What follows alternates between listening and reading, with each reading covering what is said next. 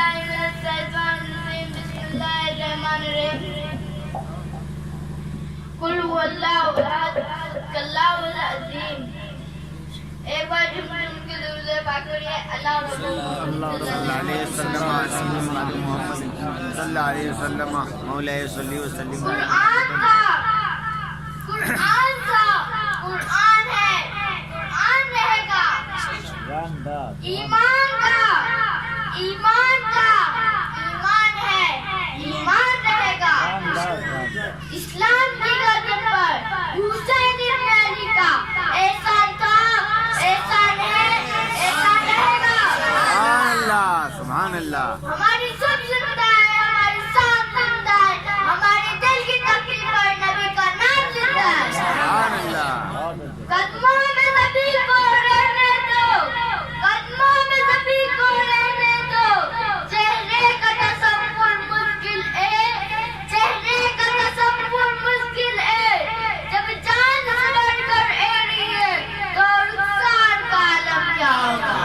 سبحان تو اللہ رخسار کا عالم کیا ہوگا اللہ اللہ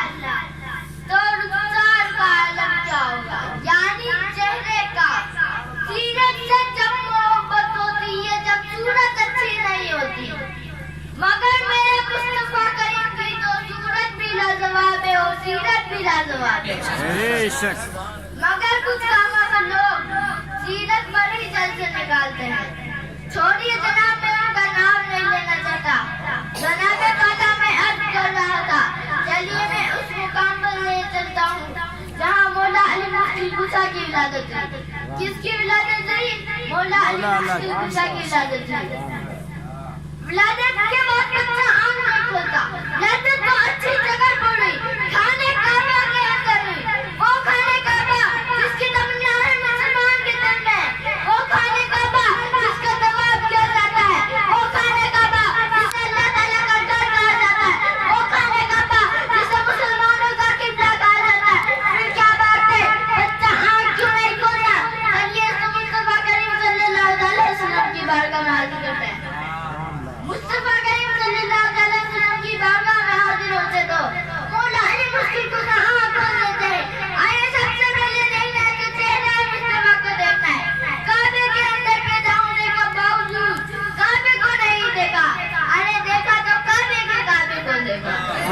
سبحان اللہ حاضروں آؤ شہنشاہ کروڑا بے شک بے شک کعبہ کو دیکھتے تھے اب کعبے کا کعبہ دیکھتے سبحان اللہ مولا علی کی زندگی میں ایک مقام ایسا بھی آتا ہے آپ جا رہے تھے نماز اثر ادا فرمانے سرکار نے آواز دی علی عرضی کی لبیک یا رسول اللہ میرے ماں باپ پر قربان ہے حکم علی اپنا گانا چلاؤ اللہ اکبر وہ کیسا منظر ہوگا جب سامنے علی پر چہرہ مصطفیٰ ہوگا یاد رکھیے مولا علی کون سی نماز ادا فرمانے جا رہے تھے اثر کی اب سرکار اعلان فرما رہے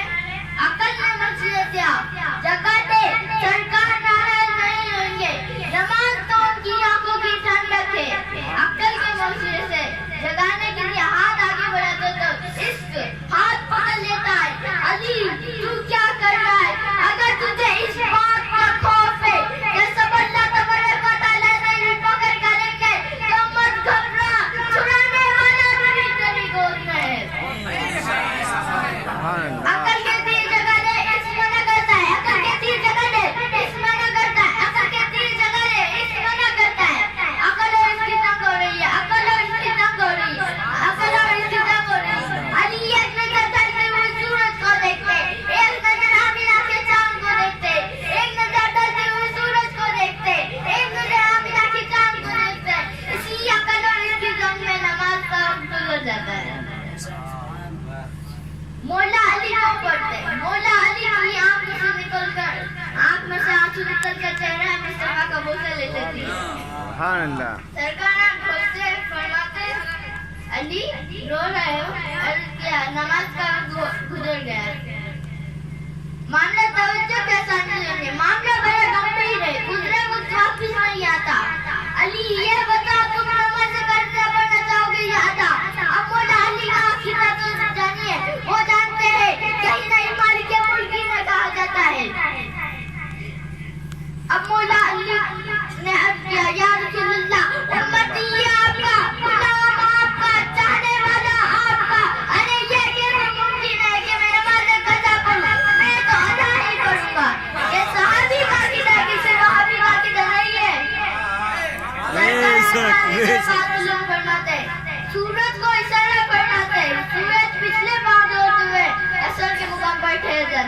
سبحان اللہ، بے شک یہ حق ہے۔ مولا علی کے عشق رسول ہے کہ اپنی نماز قربان کر دی۔ اب یہ کہیں گے کہ یہ واقعہ کون سی کتاب میں دل نمبر کیا ہے، تو توجہ کے ساتھ سنیں، کہیں میرے جانے کے بعد کل کو پڑوسی کہیں چھوڑو میاں تم بھی بچوں کی بات میں آئیے۔ معاملہ توجہ کے ساتھ سنیں۔ کتاب کا نام ہے ضیاء النبی، جلد نمبر 4، صفحہ نمبر 317۔ کتاب کا نام ہے ضیاء النبی، جلد نمبر 4، صفحہ نمبر 317۔ بے شک سبحان اللہ۔ میرے پیارے آقا صلی اللہ علیہ وسلم کے پیارے دیوانوں، دو سمندر قرآن نے علی اور فاطمہ کو دریا نہیں کہا، ندی نالا نہیں کہا۔ سمندر تو وہ ہوتا ہے جس کی کوئی حد نہیں ہوتی، جس کا کوئی کنارہ نہیں ہوتا۔ جو علی مرتضیٰ کے بارے میں سن چکا ہے وہ شجاعت اور بہادری کا سمندر ہے، اور سیدہ فاطمہ عصمت و طہارت کا سمندر ہے۔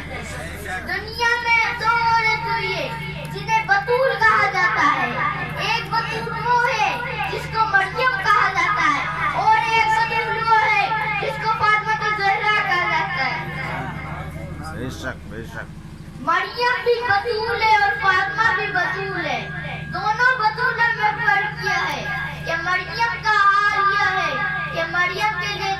جنت سے نعمت آتی ہے، اور مریم کے لیے جنت سے کھانا آتا ہے۔ اور مریم کے حجرے میں جب جناب زکریا حاضر ہوتے تو آپ نے بے موسم کے پھل دیکھ کر مریم بطول سے پوچھا، مریم یہ کیا ہے؟ مریم جنتی پھلوں کی طرف اشارہ فرما کر کہا یہ اللہ کا فضل ہے۔ اور فاطمہ بطول ہے جس کا ہاتھ کا پکا کھانا جنت میں جاتا ہے، جن میں دار ہے۔ اگر آپ کو نہیں پتا سیدنا عبداللہ ابن عباس کی تفسیر سے لے کر تفسیر نعیمی تک ساری تفاسیر نکال لیجیے۔ جب سیدہ کے دونوں سے زیادہ بیمار ہوتے تو آقا تشریف لائے، بیٹی منت مانگ لو اللہ شفا دے گا۔ دونوں سے زیادہ کے لیے منت مانگ لی گئی روزے کی، 3 روزے رکھے گئے، پہلے دوسرے تیسرے دن کے لیے جو لائی گئی قرض کے طور پر، جو لانے کے بعد سیدہ نے اپنے ہاتھوں سے جو کو پیسنے کے بعد آٹے کو گوندا، آٹے کو گوندنے کے بعد روٹی بنائی، سیدہ کی اپنی روٹی، مولا علی کی اپنی روٹی، مولا فضا کی اپنی روٹی۔ تب ایک سائل آتا ہے اور تینوں دن ساری روٹیاں مانگ کر لے جاتا ہے۔ سائل کبھی مسکین بن کر آتا ہے، سائل کبھی یتیم بن کر آتا ہے، سائل کبھی یتیم قیدی بن کر آتا ہے، اور تینوں دن ساری روٹیاں مانگ کر لے جاتا ہے۔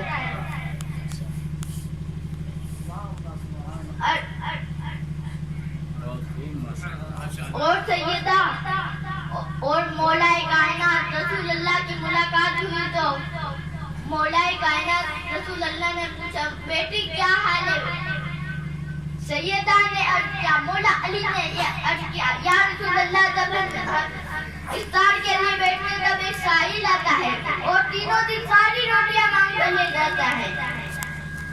میں پوچھتا ہوں وہ کون ہے؟ سیدہ نے عرض کیا، مولا علی نے عرض کیا یا رسول اللہ اللہ جانے اللہ کا رسول جانے۔ اب میں بتاتا ہوں، ارے وہ مکہ مدینے کا فقیر نہیں تھا، ارے وہ مکہ مدینے کا بھکاری نہیں تھا جو تمہاری جگہ پر بھیک مانگنے کے لیے آیا تھا، ارے وہ سدرے کا نسیم جبریل امین تھا جو تمہاری جگہ پر بھیک مانگنے کے لیے آیا تھا۔ سبحان اللہ، ماشاء اللہ سبحان اللہ۔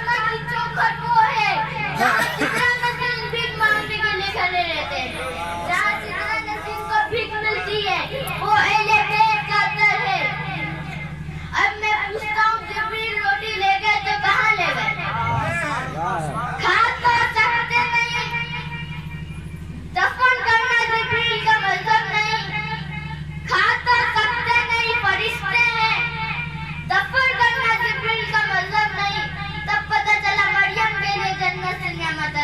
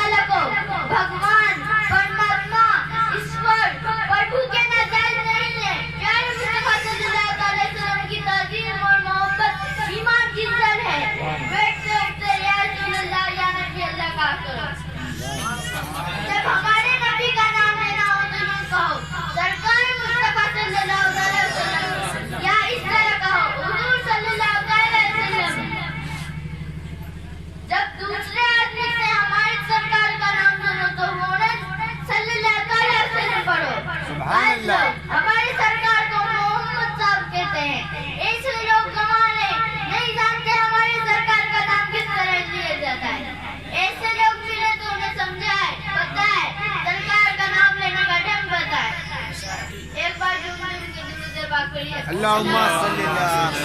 مولانا صلو علیہ گناہ وسلم. بہت بڑا گناہ ہے. جھوٹے انسان سے اللہ تعالیٰ کی لعنت اور پھٹکار برستی ہے. جھوٹے انسان سے پیارے مصطفیٰ صلی اللہ علیہ وسلم سے ناراض رہتے ہیں. بعض لوگ ہنسی مذاق کی بھی باتوں میں جھوٹ بولنے کو گناہ نہیں سمجھتے. یہ ان کی سخت غلطی ہے. ہنسی مذاق کی بھی باتوں کا سراسر گناہ بنا ہے. السلام علیکم.